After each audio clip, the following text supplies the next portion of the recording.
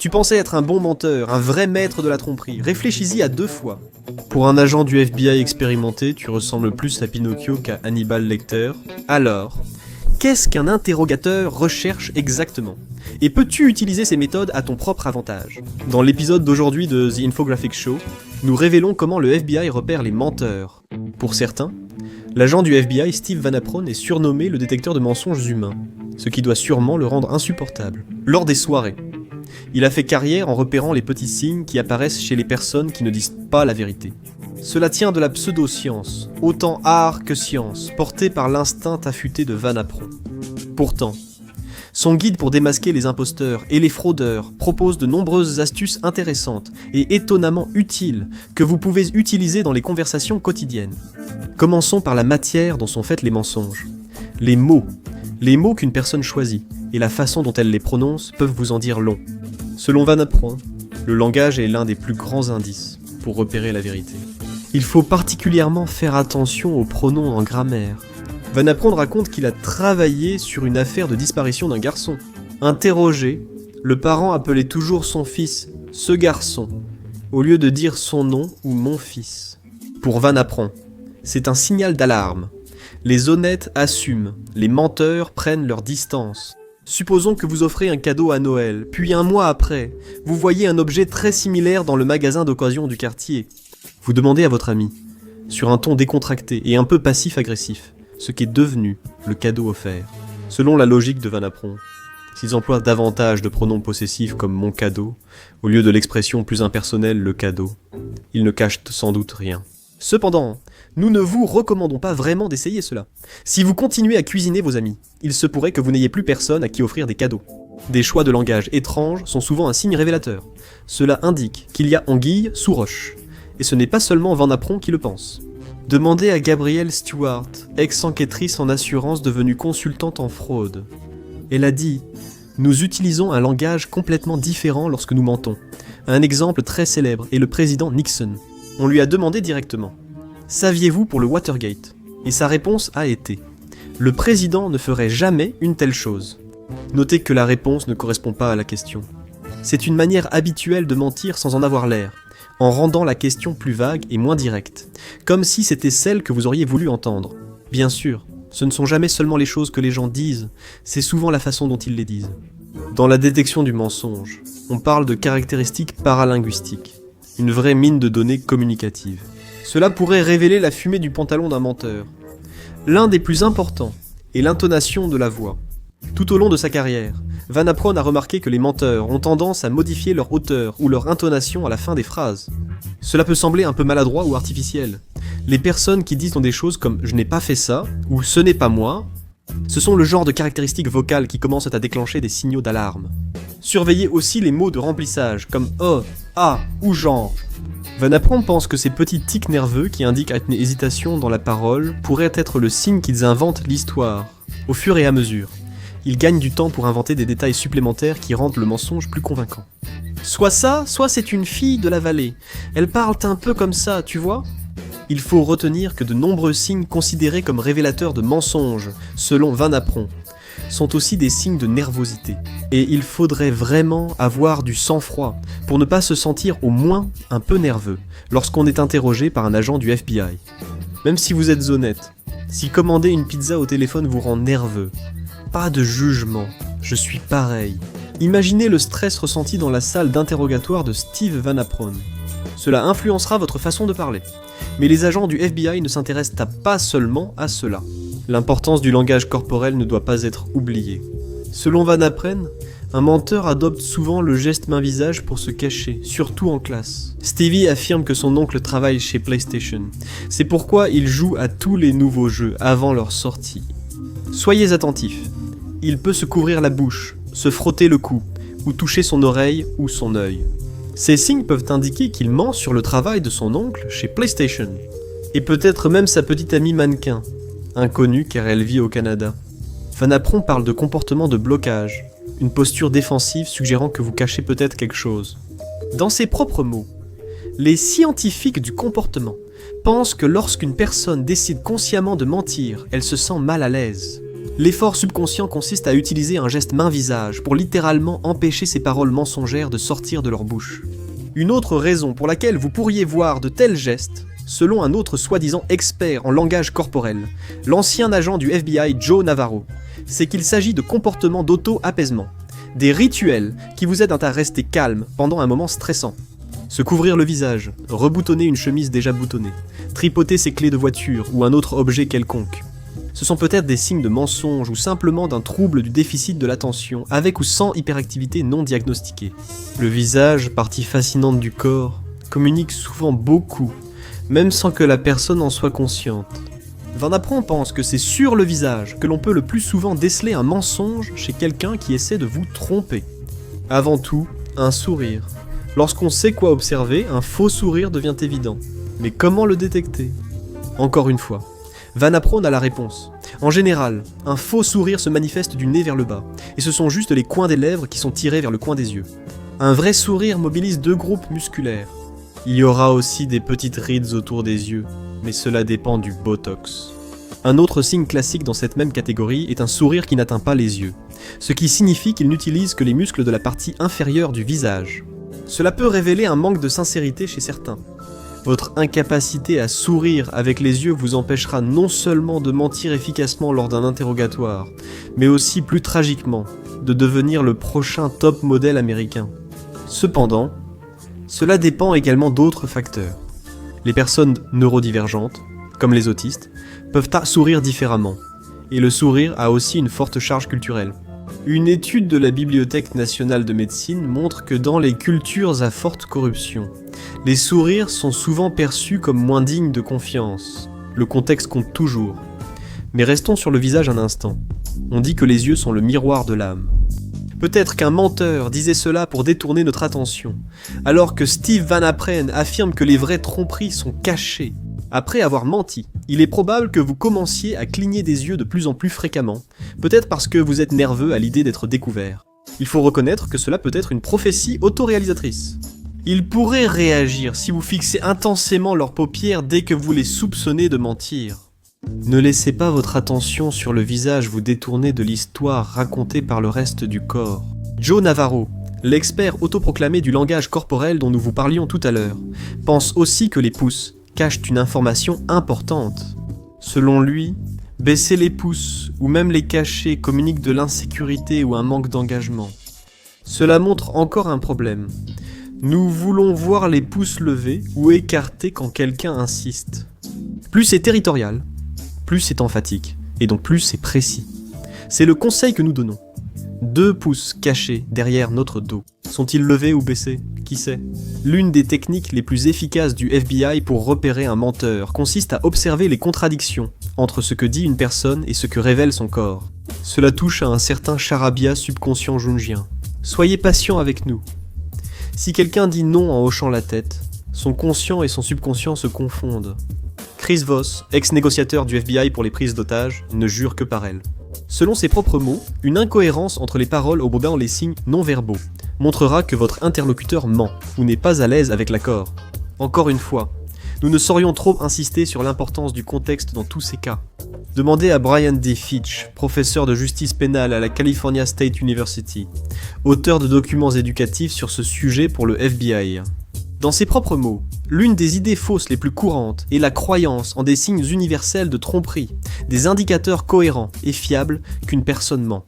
Certains signes sont plus fréquents chez les menteurs, mais aucun signe universel n'a été trouvé. Cela s'explique par le fait que tous les menteurs n'adoptent pas les mêmes comportements.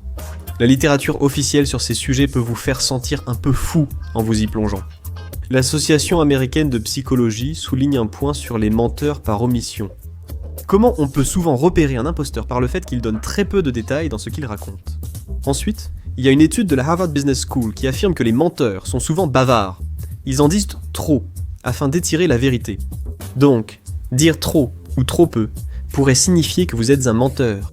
On commence à avoir l'impression que Boucle d'Or est la seule personne honnête qui ait jamais existé. Et c'est un personnage de conte de fées inventé. Vous pourriez trouver plus intéressant d'utiliser des méthodes actives pour déstabiliser les menteurs au lieu d'attendre leurs erreurs.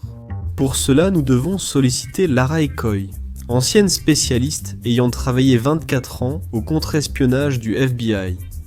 Elle a appris à déstabiliser les menteurs avec des méthodes plus actives que ses prédécesseurs.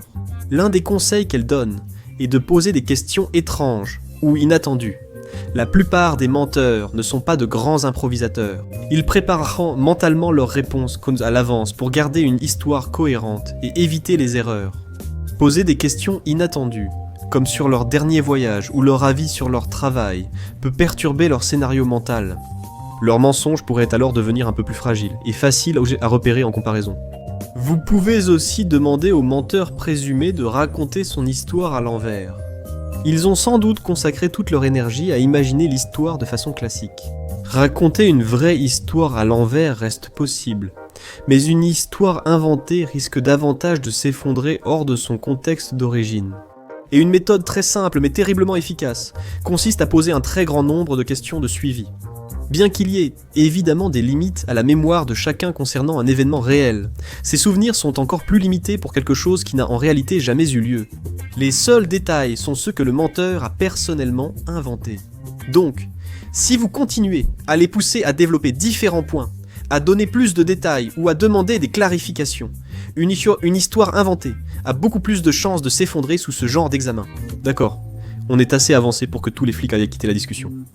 Inversions un peu les rôles, et penchons-nous un instant sur les arts sombres. Sachant tout cela, si vous êtes un menteur en herbe, quelles sont les façons de mentir de manière plus convaincante ? Tout comme il existe des moyens de repérer un mensonge, il existe aussi plusieurs techniques pour améliorer vos mensonges. Des moyens pour vous aider à tromper vos amis, vos proches et vos collègues de travail. Nous vous déconseillons de mentir aux forces de l'ordre car si vous êtes pris, vous aurez de gros problèmes. Mais ceci étant dit, quelles sont les méthodes pour devenir un menteur hors pair ? Nous allons commencer par le classique, l'appel à l'embarras.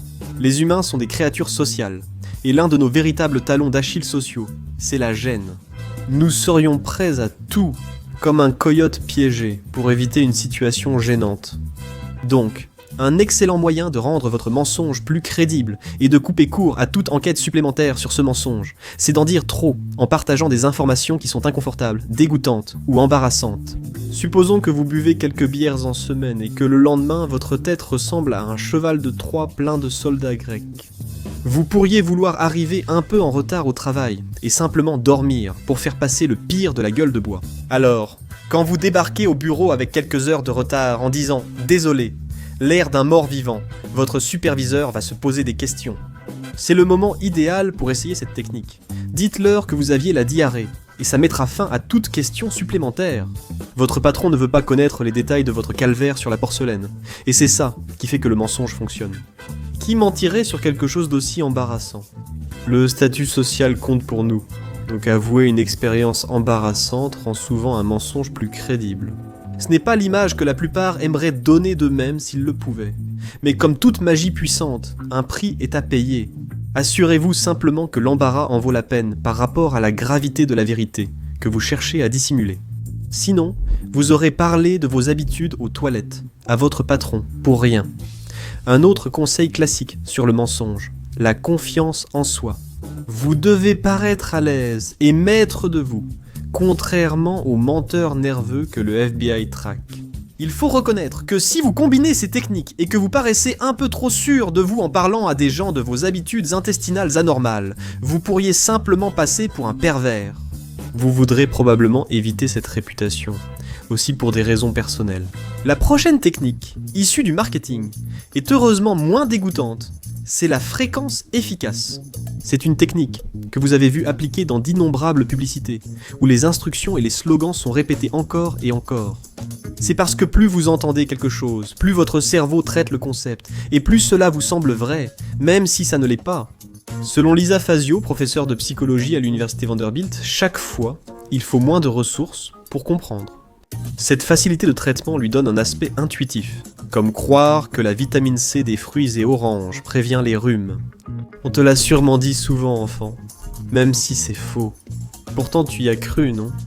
Les psychologues ont un autre nom pour cela, l'effet de vérité illusoire. Quand tu mens, répète souvent la partie du mensonge que tu veux que la victime retienne.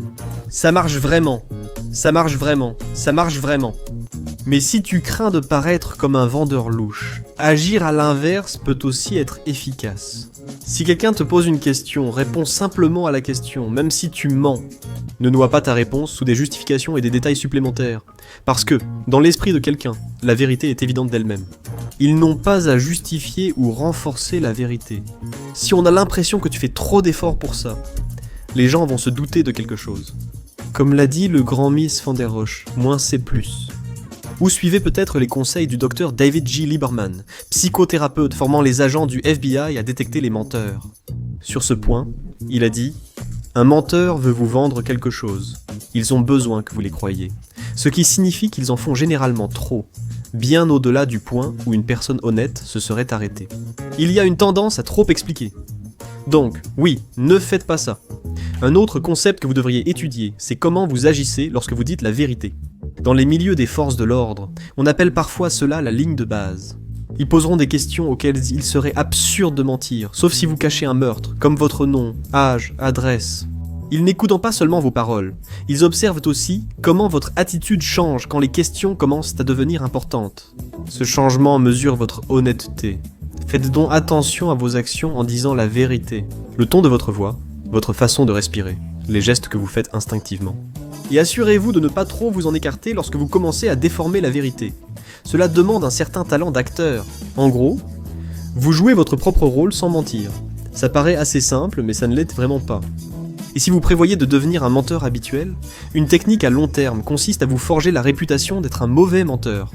Commencez par raconter de temps en temps des mensonges sans importance, insignifiants et maladroits à vos futurs dupes, en vous excusant à chaque fois humblement et en disant que vous êtes vraiment un mauvais menteur.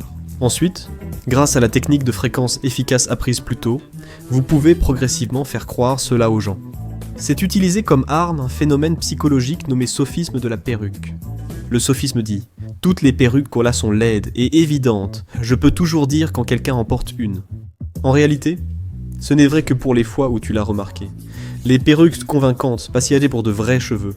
Et si tu te fais une réputation de mauvais menteur, les gens ne remarqueront que tes mauvais mensonges et prendront tes bons mensonges pour argent comptant. Et en fait, nous avons même des études scientifiques hilarantes pour appuyer cela. Selon l'étude « Prévalence du mensonge », caractéristiques du mensonge et stratégie des personnes se déclarant bons menteurs, ceux qui se disent bons menteurs sont en fait plus enclins à tromper que ceux repérés par un détecteur de mensonges. À cela, nous répondons « Évidemment ». Parce que s'ils sont honnêtes en disant qu'ils sont de bons menteurs, ce sont des menteurs. Et s'ils ne sont pas honnêtes, à propos du fait d'être un bon menteur, ce sont aussi des menteurs.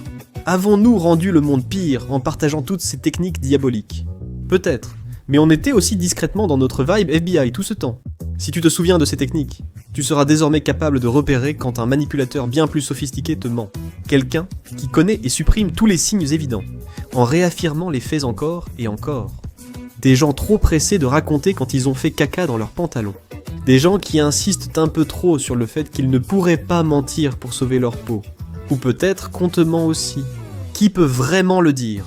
Maintenant, tu sais comment les agents du FBI peuvent repérer un menteur. Mais ça ne fait qu'effleurer la surface de ce qu'ils savent vraiment. Découvre 50 secrets déclassifiés du FBI ou clique sur cette vidéo pour en savoir plus.